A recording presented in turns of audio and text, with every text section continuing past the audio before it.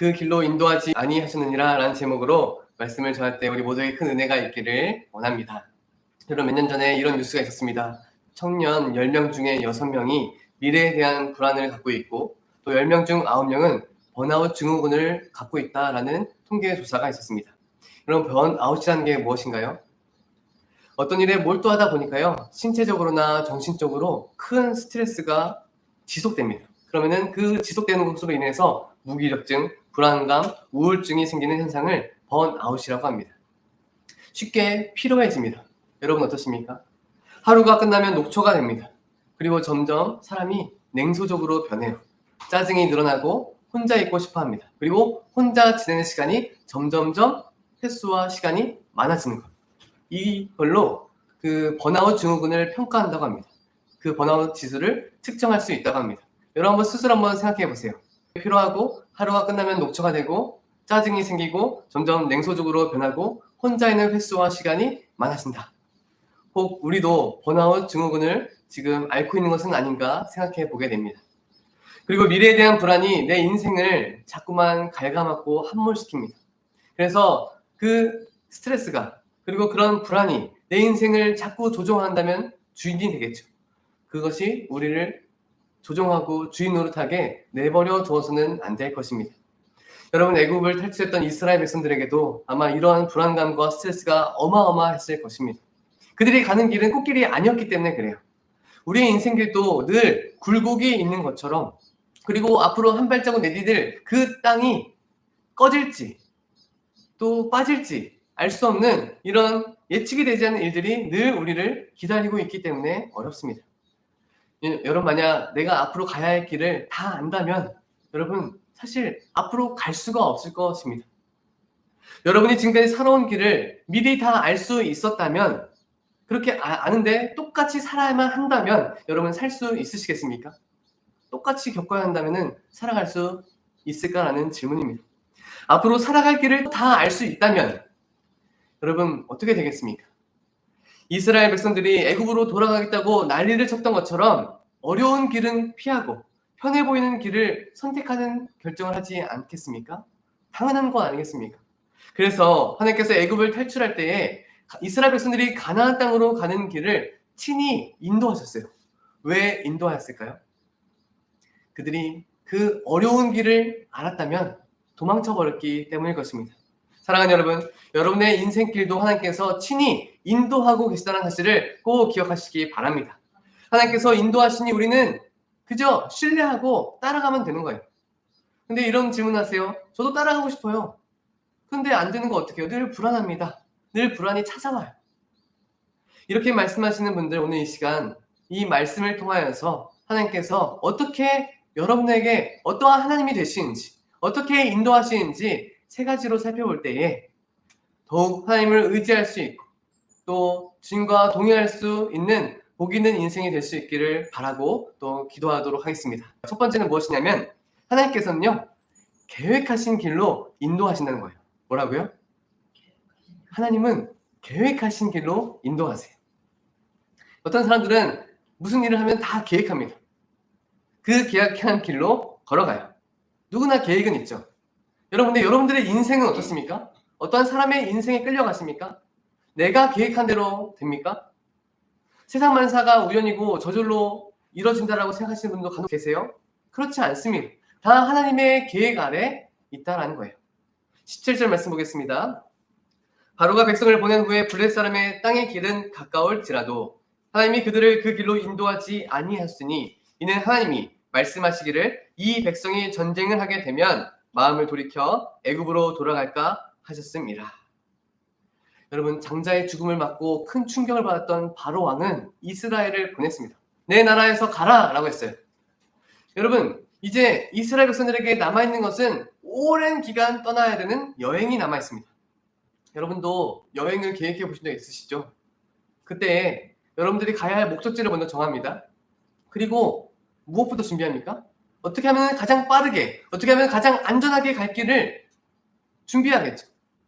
그런데 돈이 많이 드는 쪽으로, 시간이 많이 걸리는 쪽으로, 또 아주 힘든 길로 여행을 준비하는 사람이 누가 있겠습니까? 그런 사람은 없어요, 당연히. 이것은 상식적입니다. 이스라엘 백성들이 가나안 땅으로 가야 할 길은 원래 이미 다 조성이 된 길이었습니다. 그 당시에도 이미 상업을 서로 나랏길 했기 때문에 그 길이 이미 닦여 있었어요. 지금으로 생각하면은 고속도로와 같은 길이 열려 있었던 것입니다. 이미 1600km나 되는 길이 상업로로 되어 있어서 길이 잘 있었습니다. 가장 빠르고 안전한 길, 지름길이 준비가 되어 있었지만 한 가지 문제점이 있습니다. 그게 뭐냐면 가는 곳마다 다른 민족이 살고 있고 다른 나라가 전쟁을 준비하고 있는 거예요. 무슨 말입니까? 꼭 이 사람들이 우리와 상업을 하려고 거래를 하려고 온 줄 알았는데 사실은 우리 공격하려고 올 수 있지 않을까요? 그래서 미리 대비를 하고 있는 거예요. 그래서 이스라엘 백성들도 가야 할 길은 블레셋 사람들이 통치하고 지키고 있는 그 땅을 통과해야만 했습니다. 그럼 여러분, 이 블레셋 사람들이 살고 있는 길을 통과해야 한다는 의미는 무슨 말일까요? 전쟁의 가능성이 매우 높다라는 거예요. 하나님께서는 크고 작은 전쟁을 만날 때 이스라엘 백성들이 어떻게 반응할지 이미 다 알고 계셨습니다. 이스라엘 백성들은 마치 아기와 같은 상태입니다. 영적으로 아기와 같아요. 견딜 수 있는 인내력도 없고 참을성도 없습니다. 체력도 없고 싸울 근력도 없어요. 배고프면 울고 졸리면 울고 엄마가 안 보이면 울고 늘 울 준비가 되어 있는 아기와 같은 존재가 이스라엘이었습니다. 이 백성이 전쟁을 하게 되면 마음을 돌이켜서 애굽으로 돌아가게 될 거다. 이게 바로 하나님의 말씀이셨습니다. 하나님은 이 연약한 이스라엘의 상태를 정확하게 알고 계셔서 그들을 어떻게 하면 잘 양육하고 훈련된 군사로 준비시킬 수 있을까 이미 다 계획하고 계셨던 거예요. 그 훈련의 장소, 훈련소가 어디입니까? 광야에서 봤어요. 광야 훈련소. 여러분, 그것은요, 하나님께서 계획하신 훈련소였습니다. 계획한 길이었어요. 그럼에도 많은 사람들은 광야 길을 고생길이다, 고난의 길이다 라고 얘기하죠. 분명 맞습니다. 그러나 그곳이 만약 잘 준비되고 강한 군사로 훈련될 수 있는 곳, 또 하나님을 만날 수 있는 곳이었다면 그 훈련소는, 그 길은 어떠한 곳이다라고 바꿔서 말할 수 있을까요? 똑같이 고로 시작하는 말로 제가 바꿔보았어요. 고마운 길이다. 고생길이고 고난의 길인 줄 알았는데 고마운 길이었다라고 다시 바꿔서 생각해 볼 수도 있지 않겠습니까? 사랑하는 여러분, 지금까지 우리를 하나님께서는요, 인도하고 계셨습니다. 여러분들의 인생길 곳곳에 어려움이 있었고 굴곡이 있었을지라도, 고난의 행군이었을지라도 그 길이 정말 하나님과 동행하는 길이었다면 고마운 길이었을 것입니다. 한번 인생을 돌이켜서 돌아보셨으면 좋겠습니다. 왜냐하면 그 길은 다 하나님께서 계획하신 길이었기 때문이죠. 비록 내가 잘못 들어서서 혹은 내가 잘못 선택해서 내가 틀어서 이상한 길로 잠시 빠졌을지라도 그것까지 다 아시고 섭리하시며 보호하고 인도하시는 분은 하나님 우리 아버지이십니다. 고생도 하고 마음에 상처도 받는 여러 경험도 계실 텐데요. 그렇지만 돌아보면 어떻습니까? 나를 훈련시키는 광야, 고마운 길이었습니다. 왜냐하면 그곳에서 하나님을 더욱 깊이 만날 수 있었기 때문이죠. 앞으로도 고마운 길을 계속 걸어가야 할 여러분, 우리 이렇게 기억합시다. 우리는 계획된 길로 앞으로도 영원토록 인도받을 것이다. 그 길은 언제나 고마운 길이다. 인도하시는 하나님을 신뢰하는 저와 여러분의 인생길 되시기를 축복합니다. 두 번째로 우리가 기억해야 될 것은 하나님께서는요, 우리를 구름기둥, 불기둥으로 인도하신다는 거예요. 두 번째는 무엇이라고요? 하나님은 구름기둥과 불기둥으로 우리를 인도하신다는 것입니다. 제가 좀 전에 말씀드렸던 것처럼 우리는 계획된 길로 간다고 했죠. 거기는 광야입니다. 분명히 불뱀과 그 온도차와 여러 어려움들이 가득 쌓여있는 광야. 어떤 분들은 그 이스라엘이 걸어갔던 광야길을 단 1시간만 있었는데도 못 살겠다 하고 떠났을 거다라고 이야기하는 것을 들어봤습니다. 먹을 것과 마실 물을 구하기 어려운 위험천만한 지역.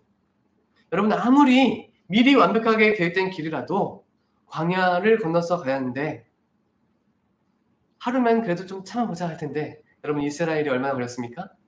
40년이 걸렸습니다. 40년. 여러분, 그 길을 가시겠습니까? 이제 우리가 가야 할 그 고난의 행군은 40년이 걸려 라고 했다면 여러분, 누가 그 길을 가겠습니까? 다 도망갈 거예요. 그럼 하나님을 왜 신뢰할 수 있습니까? 그런 길을 준비하신 하나님을 어떻게 우리가 신뢰할 수 있나요? 하나님께서 비록 어려운 광야로 인도하셨지만 발이 부르트지 않도록 또 어려움 당하지 않도록 구름 기둥과 불 기둥으로 보호하시며 지키시며 인도하시는 하나님이시라는 거예요. 21절 보겠습니다. 여호와께서 그들 앞에서 가시며 낮에는 구름 기둥으로 그들의 길을 인도하시고 밤에는 불 기둥을 그들에게 비추사 낮이나 밤이나 진행하게 하시니. 여러분, 이 이스라엘 백성들이 가야 할 광야길, 낮에는요 40도 50도 뜨거운 햇살이 비추는 곳입니다. 밤에는요 영하로 떨어지는 추위를 겪어야 했습니다. 여러분, 얼마나 온도차가 심합니까? 이래서 광야는 어려운 길이고 열악한 지역이었습니다. 그런데 하나님께서 내가 구해줬으니까, 내가 애굽을 탈출하게 해줬으니까 너희들이 알아서 가, 이런 분이 아니었다는 거예요. 뜨거운 태양빛을 가려주는 구름 기둥으로 햇빛을 가려주시고 또 아주 추운 그 밤엔요 불기둥으로 따뜻하게 데펴주셨습니다. 이렇게 보호하시고 지켜주심에도 불구하고 먹고 마시는 문제가 생길 때마다, 어려움을 당할 때마다 기다리지 못하고 이스라엘 백성들이 어떻게 반응합니까? 울고 떼쓰고 원망하고 불안해합니다. 하나님을 원망했어요. 여러분, 그런데 이런 상황이 계속 반복됩니다. 이스라엘의 원망을 듣고 마치 하나님이 해결해 주시는 모습처럼 보일 정도예요. 뭐라고요? 이스라엘 백성들이 원망을 하면, 울고불고 떼쓰면 해결해 주시는 모습처럼 그런 모습들이 계속 반복됩니다. 여러분, 하나님은 그런 분이 아니죠. 이것은 정상적인 과정이 아닙니다. 구름 기둥과 불 기둥으로 인도하셨다라는 것은 이스라엘의 필요를 이미 다 아시고 이미 갈 길을 다 계획하셨기에 어떻게 보호할지도 다 준비가 되어 있었다라는 거예요. 이미 다 하나님의 은혜와 보호하심은 다 준비되었고 이스라엘 백성들은 받아 누리기만 하면 되는 것이었습니다. 이런 점에서 이스라엘 백성들은 하나님의 은혜와 자비를 다 받아 누리지 못했다라는 것입니다. 도리어 하나님께 비난의 화살을 계속 쏘았습니다. 하나님은 영광을 받아 마땅하신 분인데 그 영광을 받지 못하였어요. 하나님을 예배하고 영광하도록 선택받은 이스라엘 민족은 도리어 하나님의 영광을 가리고 하나님의 영광에 먹칠하는 그런 악한 행동을 반복해서 했던 것입니다. 그럼 이런 질문을 하죠. 그럼 하나님이 처음부터 끝까지 완전하게 안전하게 아무 고생도 하지 않게 그렇게 인도해 주시면 되잖아요. 그럼 원망할 필요도 없고 계속 찬양만 하고 즐거워하고 행복하잖아요. 그렇게 하면 되지 않겠습니까? 이렇게 질문하는 분도 있을 것 같습니다. 근데 여러분, 다시 한번 생각해 보세요. 하나님은요 우리를 로봇으로 만들지도 않았고 인큐베이터 안에 가둬놓고 키우시는 분도 아니다라는 것입니다. 하나님과 우리 사이가 어떠한 관계냐면 인격적인 관계가 되기를 원하시는 거예요. 막 강요를 해서 밀어붙여서 예배를 할 수밖에 없는, 하나님을 찬양하게 할 수밖에 없는 그렇게 강압적인 분이가 나쁜 분이, 폭군이 아니다라는 것입니다. 우리에게 자유의지를 주셔서 우리가 마음껏 스스로 하나님을 만나고 또 찬양하고 예배할 수 있게 우리를 창조하셨습니다. 그래서 우리는 좋을 때나 나쁠 때나 어려울 때나 힘들 때나 하나님을 예배할 수 있는, 또 하나님께서는 그런 순간에도 우리의 예배를 받기를 원하시는 분이다라는 거예요. 이게 바로 인격적인 관계입니다. 왜냐하면 하나님은 이스라엘의 하나님이 되기를 원하셨어요. 또 이스라엘은 하나님의 백성이 되게 하셨습니다. 하나님께서는 우리의 아버지가 되시고 우리는 하나님의 자녀가 되었기 때문이죠. 사랑하는 여러분, 여러분은 하나님과 인격적인 관계를 맺고 계십니까? 아니면 하나님을 무서운 하나님, 말 안 들으면 때리는 분, 그렇게 오해하는 분 계시지는 않으십니까? 정말 나를 지키시고 보호하시는 건 맞나? 지금도 원망하며 살고 계시지는 않으신가요? 오늘 이 시간부터 그 모든 원망과 불안과 불신이 다 떠나갈 수 있기를 바랍니다. 보호하시는 하나님을 더욱 신뢰할 수 있는 저와 여러분의 인생이 되시기를 원합니다. 여러분, 21절 마지막에 어떤 말씀이 있는지 아십니까? 낮이나 밤이나 어떻게 된다고요? 구름 기둥과 불 기둥은 진행한다. 이 말은 계속해서 보호해 주신다라는 거예요. 여러분, 하나님의 말씀을 잘 지키면 보호해 주시고 안 지키면 안 보호해 주시는 그런 하나님이 아니라는 거예요. 교회에 잘 나가면 복 주시고 교회에 안 나가면 복을 안 주시는 분이 아니다라는 것입니다. 낮이나 밤이나 부족할 때나 풍족할 때나 참 잘할 때나 못할 때나 하나님께서는 여러분들을 인도하십니다. 하지만 여러분 이 말씀을 오해하지 마시기 바랍니다. 그럼 아무렇게나 살아도 되나요? 그런 말씀이 아니다라는 거예요. 느헤미야는 이 본문을 이렇게 해석했습니다. 느헤미야 9장 12절에 낮에는 구름 기둥으로 인도하시고 밤에는 불 기둥으로 그들이 행할 길을 그들에게 비추셨사오며. 여러분 보호할 뿐만 아니라 그 구름 기둥과 불 기둥이 어떠한 도구로 또 사용되었습니까? 하나님께서 그들이 어떻게 행할지를 비춰주신 거예요. 하나님의 인도를 받게 될 때에 하나님의 보호만 받는 것이 아니라 우리가 어떻게 살아가기를 바라시는 것까지도 우리가 알게 된다라는 것입니다. 주님께서 곁에 계시고 인도하시는데 그리고 어떻게 행할지를 알려주시는데 우리가 왜 불안해하고 원망하며 살아가야 되겠습니까? 무슨 염려가 우리를 두렵게 만들 수 있겠습니까? 그럼 이제 우리가 두려워하지 말고 불안해하지 말고 원망하지 말고 어떻게 살아가야 한다고요? 하나님께서 행할 길을 알려주시니 또 가는 길마다 계획된 길로 보호하며 지켜주시니 우리는 두려워하지 않고 평안하게 가면 됩니다. 또 불안해하지 않고 용기 있게 걸어가면 되는 것입니다. 사랑하는 여러분, 구름 기둥과 또 불 기둥으로 인도하시는 하나님, 그런 하나님께서 우리의 아버지 되십니다. 우리의 주인 되십니다. 우리의 주인이시고 아버지를 신뢰하시기 바랍니다. 늘 주님의 평안과 기쁨이 여러분들의 삶 가운데에 떠나가지 않기를 축복합니다. 마지막으로 우리가 기억해야 될 것은 하나님께서 백성 앞에서 떠나지 않고 인도하신다는 거예요. 이 말씀은 여러분 중요합니다. 왜냐하면 언약과 관계가 있기 때문에 그래요. 관련이 있습니다. 22절입니다.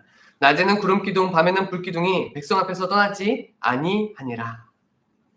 하나님께서 구름기둥과 불기둥으로 보호하시는구나 이제 알게 되었어요. 여러분 앞으로 진행될 이스라엘 광야길이 광야살이가 어떤지 우리는 이미 다 알고 있습니다. 여러분 이스라엘 백성들이 광야에서 어떻게 살았습니까? 한 발자국 걸어갈 때마다 원망했어요. 불신하고 불만이 가득했습니다. 하나님이 계신 거야 안 계신 거야?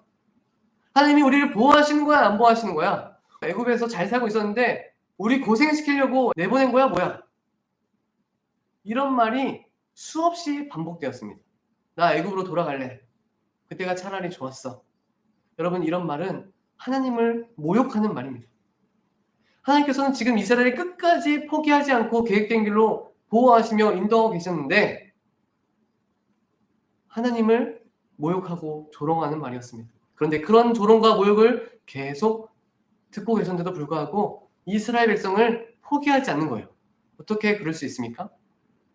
그럴 수 있는 근거는 뭐냐면 바로 언약 때문에 그랬습니다. 언약. 하나님과 아브라함 사이에 맺어진 언약. 우리는 영적 아브라함의 후손이기 때문에 그 맺어진 언약이 우리에게도 효력이 있습니다. 예수 그리스도를 믿음으로 구원을 받고 우리도 죽음을 이기고 부활합니다. 그리고 주님과 함께 새하늘과 새 땅에서 통치하는 엄청난 기업을 유산을 우리는 이미 받은 귀한 존재 하나님의 자녀입니다. 그래서 그런 언약에 맺어진 우리는 그 모든 유산이 약속되고 상속받게 된다는 거예요. 그런데 만약 어떤 분들이 이런 생각을 가질 수도 있어요. 아니 사람과 사람 사이의 계약도 파기될 때도 있고 한쪽에서 못 지킬 수도 있는데 혹시 하나님과의 맺은 언약도 중간에 파기되거나 취소되는 거 아니에요? 여러분 그런 생각 해본 적 없으십니까? 여러분 언약은 취소될 수도 없고 구원도 파기될 수가 없습니다. 한번 발라진 그 어린 양의 피는 무엇으로도 지울 수 없습니다. 그런데 왜 우리 하나님께서 떠난 것은 아닐까? 또 다른 어린 양이 필요한 것은 아닐까? 또 다른 재물이 필요한 것은 아닐까? 또 다른 신에게 의지하며 도움을 구해야 되지는 않을까?